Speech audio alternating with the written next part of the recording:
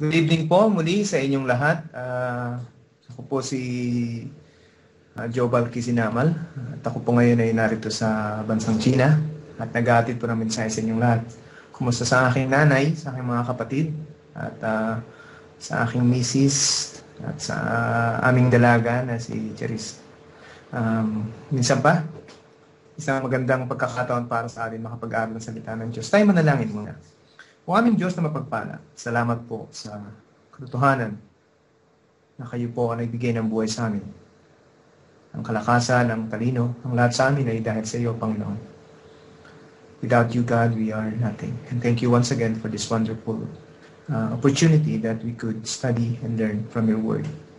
Thank you so much for the salvation that we received through your Son, Jesus Christ, who died on the cross for our sins. And also, Lord God Almighty, thank you. Thank you for every day, every opportunity. And we personally pray, O God, at this moment, that you may give comfort and peace, O God, to those family, friends,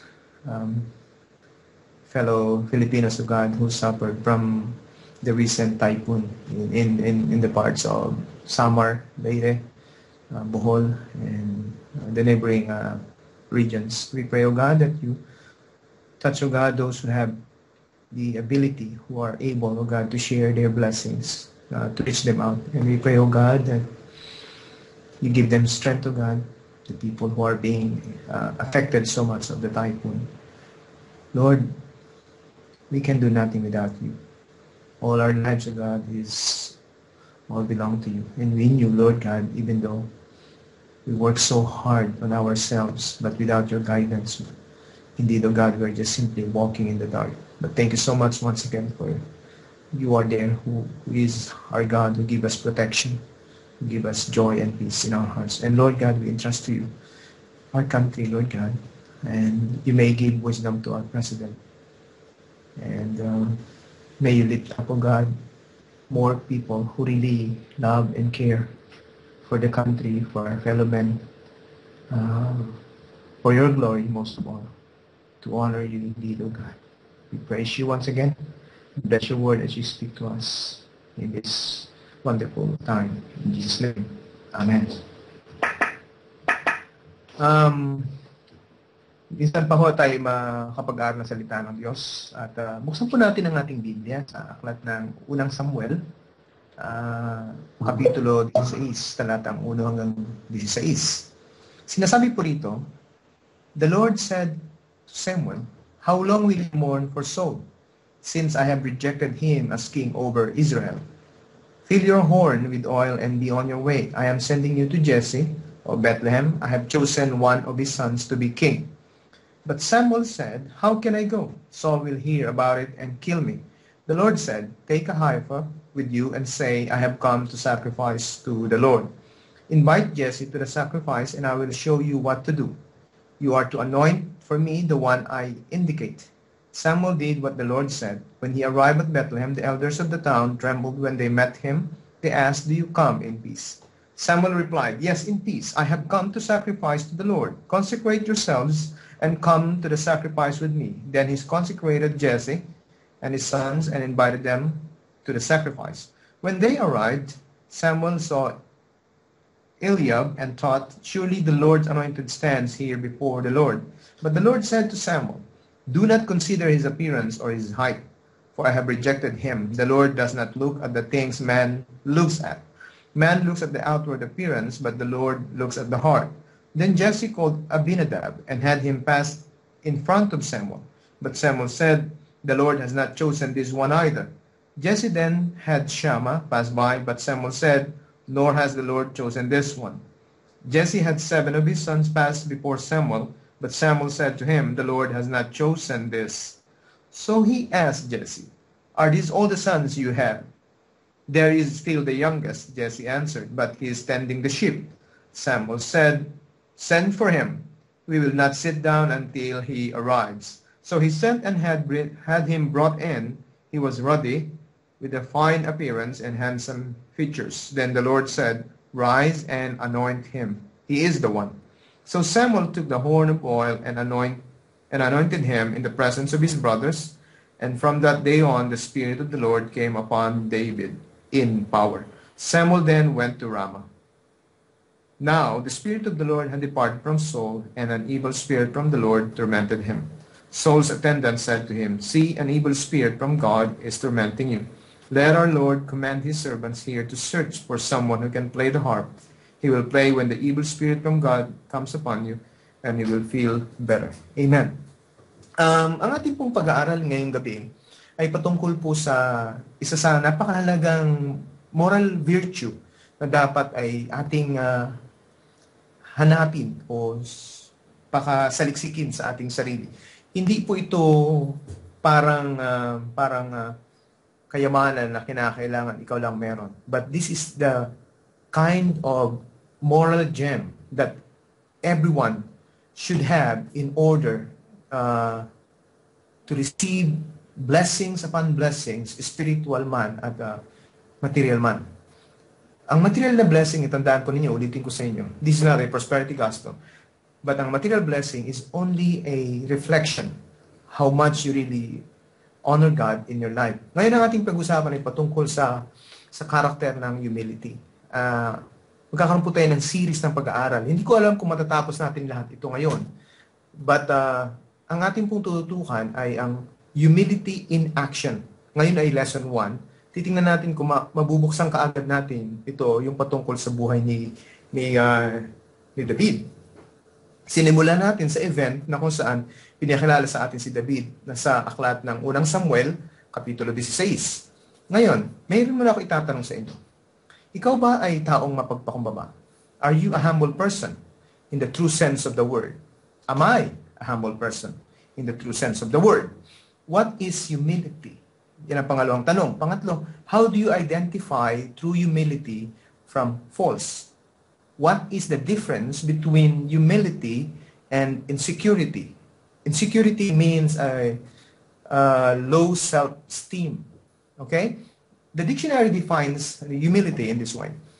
It is a noun wherein shows a modest or low view of one's own importance. Ibig sabihin, inuuna niya yung iba or pinahahalagahan niya yung iba bago ang sarili.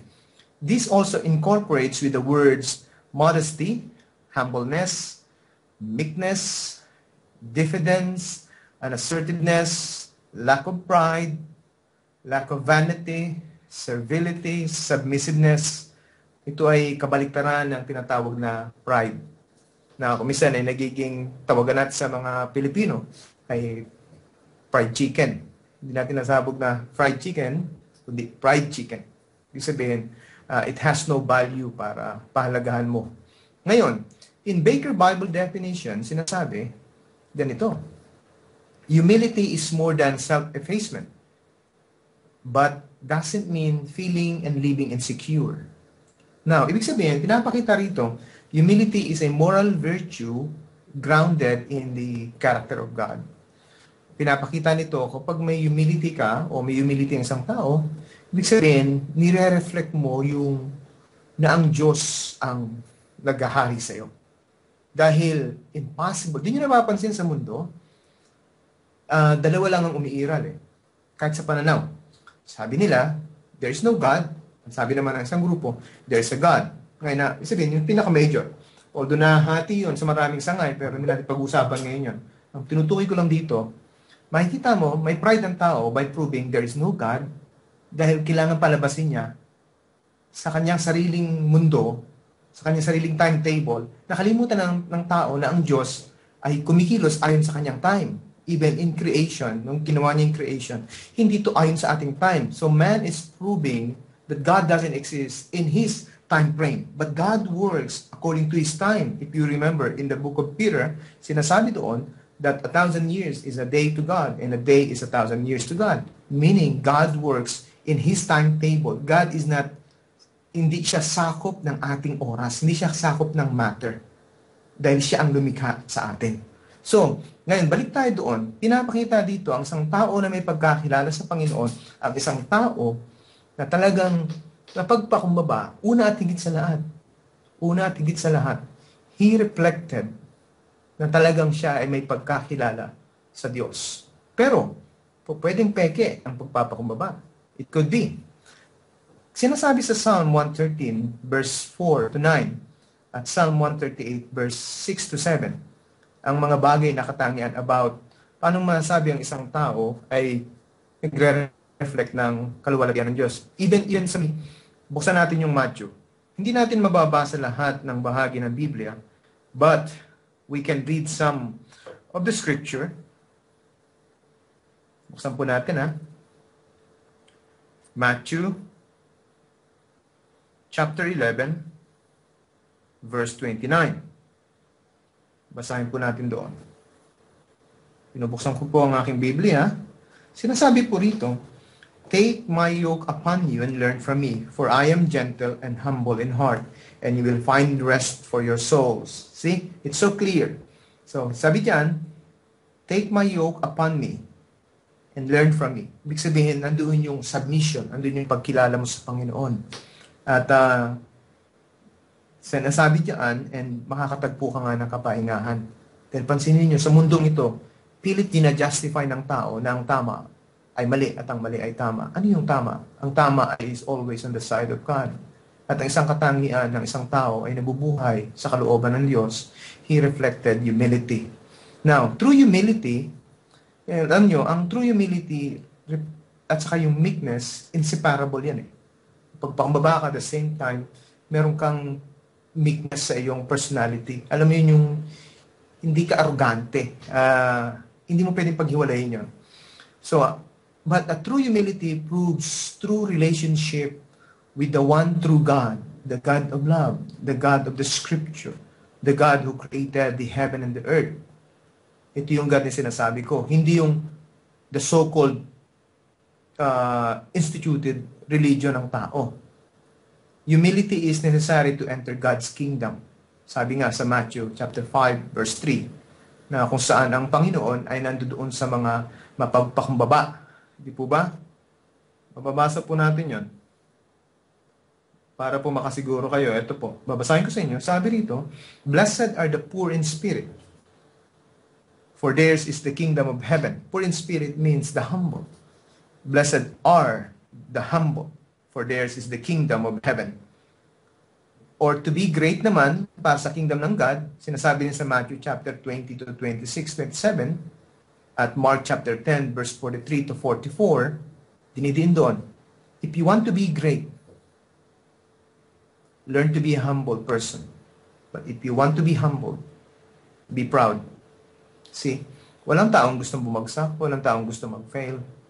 But, God also doesn't want you to fail in life. God wants you to be victorious in all aspects of your life. But one thing you should know, my friend, you have to humble yourself before the Lord. Believe in Jesus Christ as your personal Lord and Savior. Be humble to Him. Let Him rule your heart. Let Him be the King. Let Him lead. So that humility flow like a river mula sa puso mo. A person's heart must match his or her posture, proves by the absence of arrogance and hypocrisy. Ang tunay na humility, walang kaipokrituhan. Hindi mo pwede mo akong pikein, pwede kitang pikein, pwede mong dayain ng sino man, pwede mong sabihin mabait ka, mapagpakumbaba ka, pero hindi mo pwedeng lokohin ng Diyos. Yan ang tanging hindi mo magagawa. Kahit anong gawin mo, kahit anong gawin ko, I cannot pretend in the presence of God. Why? Because God knows your heart. God sees my heart as well. So, one thing is, humility is also the prerequisite or nauuna before honor. A man without honor has no humility at all. Why? Kasi kung meron kang humility, you are not proud. That's the one thing. And a man that is not proud, meron siyang honor. Meron siyang dignity na inaalagaan. Meron siyang reputasyon. And also, a man who has honor, a man who fears God. So, who fears God. You know what is fear? Pinaalala niyo, pinag-aralan natin last time. Fear of God means you worship God. You honor God. So, mapapansin natin, true humility, T-R-U-E, also reflects wisdom. Wisdom and humility are inseparable. Again, hindi mo pwedeng paghiwalayin. na karakteristik ng isang taong naghahanap ng kapakumbabaan. It's so clear in Proverbs 11:2 and Isaiah 66 verse 5. True humility also wins God's heart and blessing, for it is founded in the fear of God. Alam mo, sa aking personal experience, I can tell you a lot of stories in my personal experience, but the point is this: God will bless you even dumadaan ka sa matinding pagsubok. Kung susuko mo ang buhay mo sa Kanya, kilalanin mo siya bilang tanging Panginoon at sariling tagapagligtas, and let Him lead. And in everything that you do, ang nasa isipan mo is to honor God. Kaya nga even sa work, hindi ka mandadaya sa work. Why? Kasi alam mo, hindi mag-glorify ang God by doing that, by doing such things. So, whatever you do, whether you eat or drink, you do it all for the glory of God. So a man who fears God is a humble person. And a humble person never sees himself better than others. But he's so confident. Ang kanyang confidence is in the Lord. Wala sa kanyang sarili at wala rin sa bagay. Ang kanyang confidence ay kapag nawala na yung laman ng bigasan, natataranta na siya. Hindi ganun. Ang kanyang confidence ay nasa Panginoon. Ang kanyang tiwala ay nasa Panginoon. The humble person never claim or seek glory. Hindi yung tuwing may ginawa kang maganda sa paningin mo, gusto mo like kang papalakpakan ng tao, kaya pupurihin ka, gusto mong marinig na papasalamatan ka. Hindi ganun. Ang tao mapagpakumbaba, he always seeks to glorify God. Yun yung kanyang ultimate goal. Hindi yung mabigyan ng kasiyahan ng kanyang puso. Mababaw na layunin sa buhay yon. Dahil kapag na-meet mo na yon, pag natuwa ka na, honestly, ay hahanapin ka pa. And the only thing that can fill the emptiness of your heart is God alone. Never compare. A person who is humble, a true humble person, never compare himself to others. Kaya hindi siya marunong mainggit, hindi siya marunong magselos. Because nakikita niya ang kanyang sarili na unique na nilikha ng Diyos. You are unique in the presence of God. Never compare yourself to others. Oo, wala ka ng mga magagandang bagay na meron sila. Kaya ng iba. Pero the whole point is this.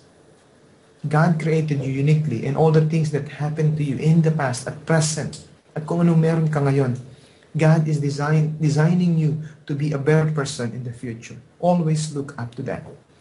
A man who fears God sees and pursues life to glorify Him. Just like David. Just like David. Si David ay ang youngest na anak ni Jesse. The shepherd boy, ang magpapastol, ang apprentice ni Saul, the musician, nagpe-play siya ng harp, the worship leader, the wise but very, very, very humble king, who claimed victory after victory. Sa palagay niyo, bakit? Sapagkat kanyang hinahanap ang isa at isang bagay lamang sa buhay. Alam niyo kung ano yun? Ang mapapurihan ang Diyos sa kanyang buhay, sa lahat ng kanyang ginagawa. Sa palagay niyo, bakit ang favor ng God ay na kay David? At bakit tinagurian siyang the apple of God's own eyes? Why? Now, the lesson starts from here. We will start here. The first lesson. Tingnan natin. So, tingnan natin dito. This lesson that we're going to discuss, in verse 1 to 3, si Samuel ay sinabihan ng Diyos, pumunta ka sa bayan ng Jerusalem, sa Bethlehem, at pumunta ka sa bahay ni Jesse. So, pumunta siya doon para i-anoint ang bagong king. Ngayon, pagdating niya doon, nataranta yung mga elders na nasa gate. Dahil usually, hindi pumupunta ang propeta kung walang mensaheng inihatid ng Diyos. Pero sabi niya, doon ako para maghandog. One thing na mapansin niyo rito, nung maghandog siya, kasama itong mga elder, akala lang ng iba, si Jesse lang at ang kanyang mga anak. Hindi, kasama yung mga elders. Kasama sila rito. Ngayon, dumaan na yung mga anak, sabi dito, in verse 6 to 10, andun yung pagpipili punta tayo dun sa Old Testament. In verse 6 to 10. Ayoko pong i-discuss sa inyo ibang issue. Ang tinutukan natin dito, paano ipinakita ni David ang humility, ang katangian ng humility, ang moral virtue na ito sa kanyang buhay. Ang moral virtue na ito, hindi ito parang binibili. Hindi ito parang na-acquire. Hindi ito ganun. Hindi. If you desire this in your heart, if you pray like Solomon, remember when Solomon was asked by God, anong gusto mong hilingin?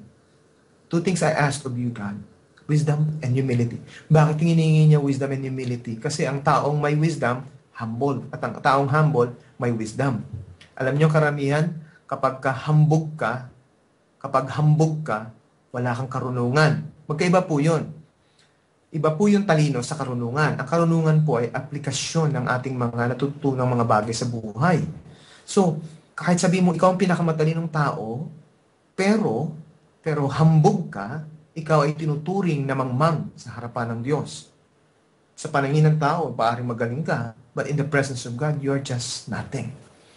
Because it doesn't glorify God. The ultimate goal, remember this, is to glorify God. So here, in verse 6 to 10, very clear. 1 Samuel chapter 11,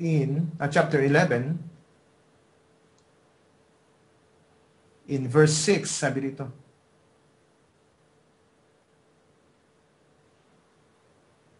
so, dali po 1 Samuel chapter 16, verse 6. Iglolo ko yung aking ano. So, when they arrived, sabi dito, Samuel saw Eliab.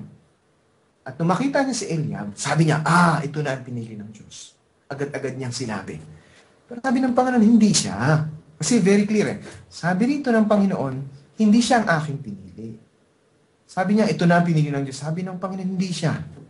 Sapagkat hindi ako tumitingin sa panlabas na kanyuan. Alala niyo ba si Saul? Si Saul kasi ay matangkad, 7-footer siya. Warrior, magandang lalaki. I mean, talagang gwapo. Okay? Warrior siya. So, sa kanyang paningin, ito na kagad. So, naglampas si Eliab, dumaan si Abinadab, at yung mga sumunod pa, hanggang sa ikapito. Sabi ni Samuel, wala sa kanila ang pinili ng Diyos. At tinanong niya si Jesse, meron ka pa bang anak? Meron, isa. Nandoon sa parang nagpapastol ng tupa. Mapapansin natin, ang pamilya ni Jesse ay hindi mayamang family. Why? Kasi kung mayaman sila, meron silang servant na nagtitend ng mga sheep. Pero bakit hindi ang mga kapatid niya? Magandang tanong, di ba? Kasi ang mga kapatid niya ay naglilingkod na sa hari bilang mga sundalo. Hindi ba ka nagtataka? Kaya naisip ka agad ni Samuel na pwedeng isa sa kanila dahil mga soldiers to. They have an understanding about how to defend a country. At least. Pero the whole point is, wala sa kanila ang sino mang pinili ng Panginoon. And then sabi niya, pwedeng tawagin mo ang iyong bunsong anak. Then, ito yung pinaka-striking dito Statement ng fact, hindi talaga tumitingin ng Diyos sa anyo ng tao. Hindi pumipili ang Panginoon. So, ang standard ng God, hindi para sa standard ng tao. Hindi siya pumipili dahil ayon sa paningin ng tao. Ikaw ay okay dahil talino ka, maganda ka, o guwapo ka, malakas ka, marami kang talents. Hindi ganun. God choose.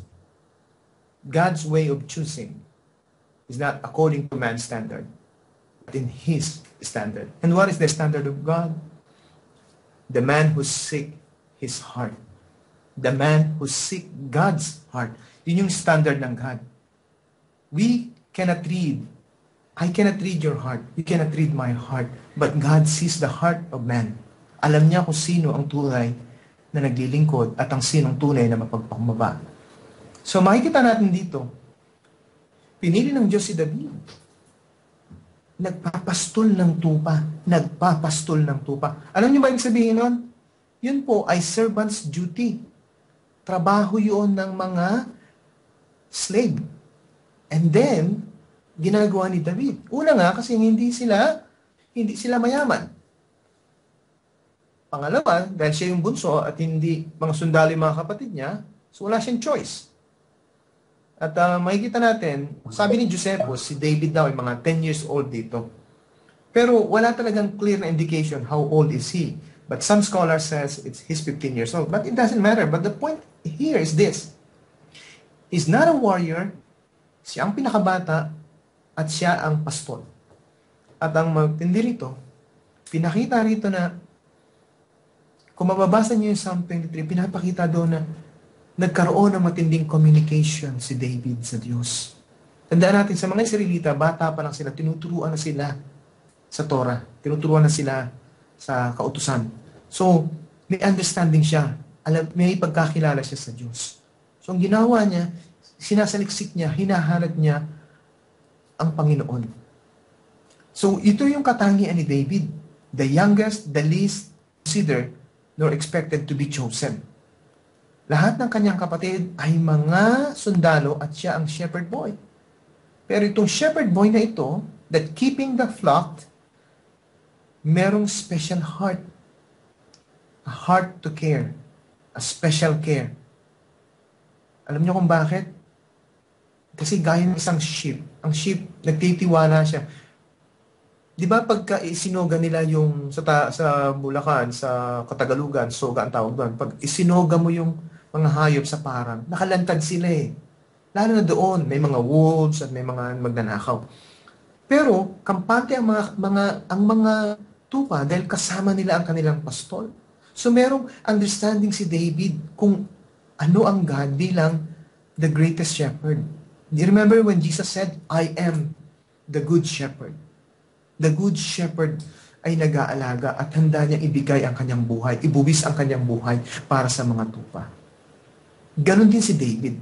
Naintindihan niya yung love ng God, kaya naintindihan din niya kung ano ang katangian na hinahanap ng Panginoon, na kung saan ay pusong mapagpakumbaba. Dito makikita natin na si David ay talagang may pagkakilala sa Panginoon. A man who humbled himself before God. Sinasabi nga dito, di ba? David was just a shepherd boy.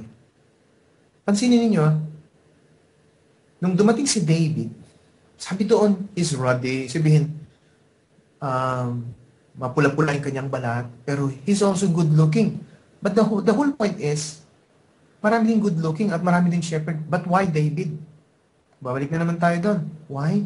Because yung kanyang heart, he always seek ang katangian ng taong may pagpapakumbaba o may kapakumbabaan, may katangian. He always seeks to glorify God. He always humble himself before God.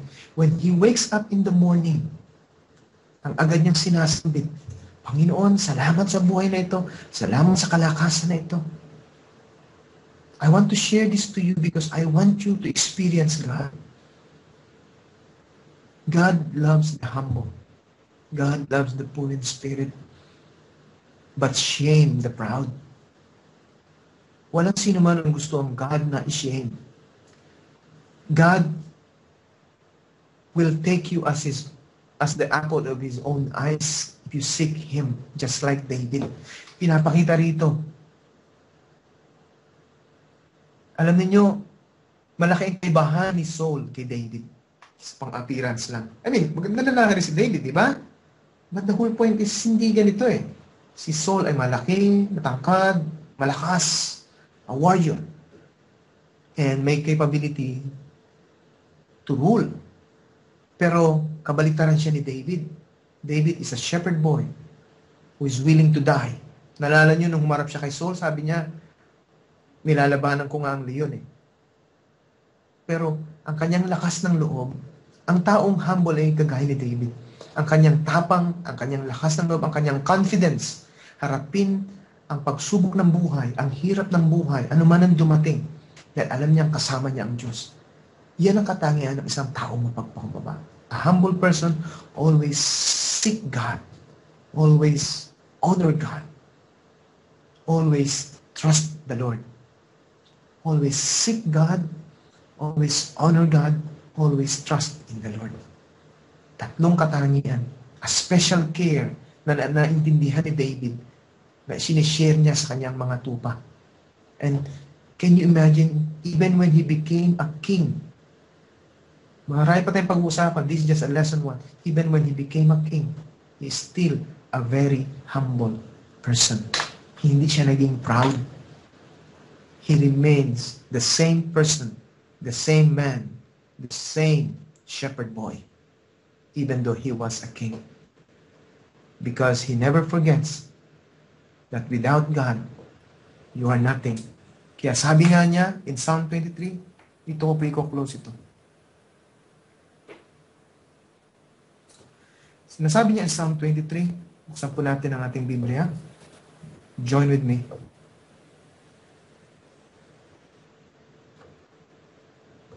Psalm 23.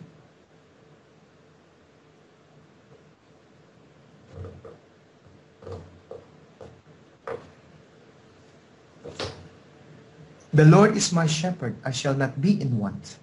He makes me lie down in green pastures. He leads me beside quiet waters. He restores my soul.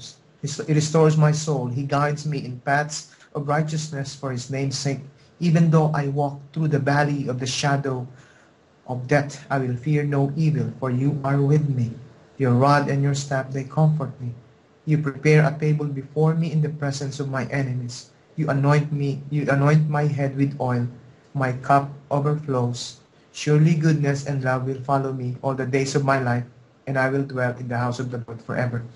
Ito pong yung inawit niyang ito, totoo po sa kanya ito.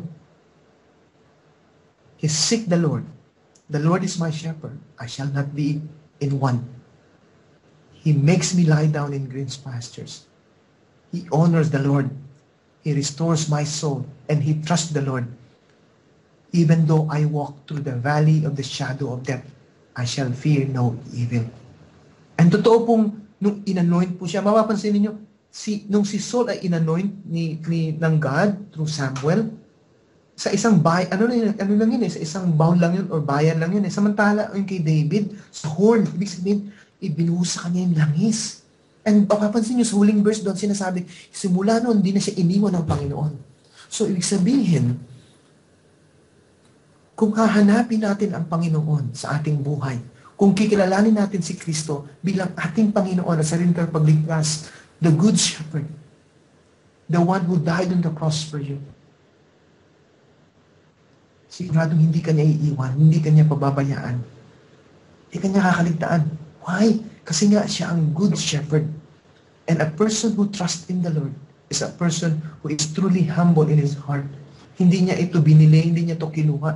It came to him when he trusted to God. And then he seeks always. And when you wake up in the morning, you honor God, you seek Him, you glorify Him, and you trust Him. You trust all your life. And because of this, whatever you do, whether you eat or drink, you do it all for the glory of God.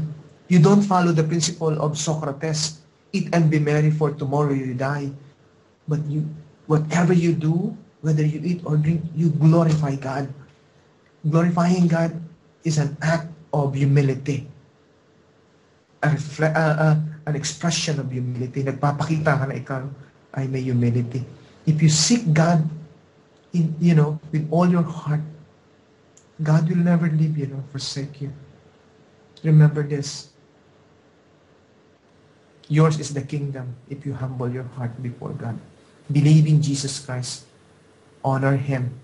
And whatever you do, seek Him just like David, the shepherd boy, who is in his first lesson in life, when he was anointed, he showed the quality of a person who is truly humble, who glorifies God in everything that he do. Let us pray. Father God in heaven, we praise you. Thank you so much for this lesson of humility, Panginoon. At tinuturuan mo kami, Panginoon, through the life of David. This is just a start, O God. Lord, bigyan mo po kami ng pusong mapagpakumbaba, pusong handang hanapin ang kalooban mo, at pusong kung saan hindi marunong mainggit at magselos sa iba, sapagkat special mo kaming nilikha at unique ang pagkatawag mo sa amin, sa bawat isa sa amin. O God, bawat isa sa amin ay meron kang personal na layunin na gusto mong sundan namin, O Panginoon. Lord God, idinadalayan ko po sa inyo ang lahat ng makakapakinig, Panginoon, ng mensaheng ito. Dahil ko po, kayo pong kumatag po sa kanila in a very special way.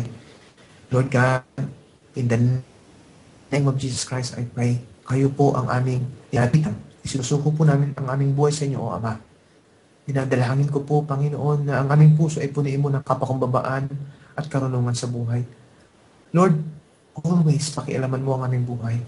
Always, whatever maging maabot namin sa buhay, Panginoon, namin kakalimutan, this is because of you. We trusted in you. You always bless the humble. You always honor those who seek you, seek and glorify your name, O God. Lord, gawin niyo pong totoo ang aming puso. Tunay na kumikilala kami sa iyo, Panginoon. Sinusuko namin ang aming buhay sa inyo minsan pa. Sa ngalan ni Jesus lamang. Amen. God bless.